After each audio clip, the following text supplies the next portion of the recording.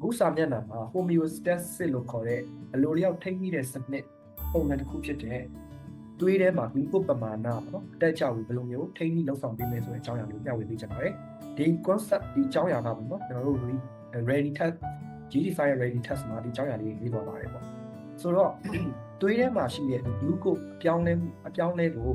စုံစမ်းစစ်ဆေးလေးတဲ့ကောင် pancreas ဖြစ်ပါတယ်အဲ့ဒီ pancreas ကသူ့ရဲ့ပြောင်းလဲမှုပေါ်မှာမူတည်ပြီးတော့ pancreas ကနေစစ်ထုတ်ပေးတဲ့ hormone နှစ်ခုရှိပါတယ်တစ်ခုက insulin ဖြစ်တယ်တစ်ခုက glycagon ပေါ့နော်အဲ့ဘယ်ချိန်မှာ insulin ထုတ်လဲဘယ်ချိန်မှာ glycagon ထုတ်လဲဆိုတော့အောက်မှာကျွန်တော်နှုတ်လေးတွေကြည့်ချင်အောင်နော်အဲ့ insulin ဟာသွေးထဲမှာ glucose ပမာဏတက်လာတဲ့အခါမှာကျွန်တော်တို့ဒီ pancreas ကနေပြီးတော့ insulin ကိုစစ်ထုတ်ပေးလိုက်ပါတယ် insulin hormone တစ်မျိုးဖြစ်ပါတယ်အဲ့ဒီ insulin hormone ကနေပြီးတော့ liver cell နဲ့ muscle cell တွေကို portion နေတဲ့ glucose တွေကို glycogen ဖြစ်ပြောင်းပေးပါတယ်နော်အဲ့ glycogen တွေဟာကျွန်တော် cell တွေထဲမှာတူလောင်ထားတယ်ပေါ့နော်ထိုနည်း၎င်းပဲပေါ့နော်သွေးထဲမှာ glucose ပမာဏကျသွားတဲ့အခါမှာနော် glycagon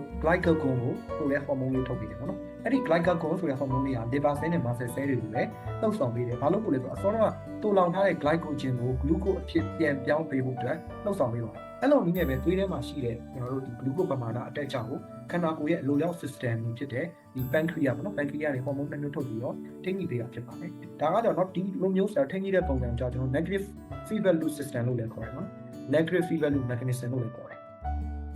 ဘာကြောင့်လဲဆိုတော့သူ့ရဲ့အပြောင်းလဲနဲ့ဆန့်ကျင်ဘက်ပုံစံတစ်ခုကို reverse ပေါ့နော်ဆန့်ကျင်ဘက်ပုံစံကိုပြောင်းလဲပေးတဲ့အတွက်ကြောင့်ဒီကောင် negative feedback loop သို့မဟုတ် negative feedback mechanism လို့လည်းခေါ်ပါတယ်ပေါ့ဒါဆိုရင်တော့ကျွန်တော်တို့သွေးထဲမှာပါတဲ့ glucose ရဲ့အတက်အကျကိုဘယ်ကောင်ကစစ်ဆေးလဲဘာတွေလုပ်ပေးလဲဆိုတော့ကျွန်တော်တို့ချင်းချုပ်နားလည်မယ်လို့ယုံကြည်ပါတယ်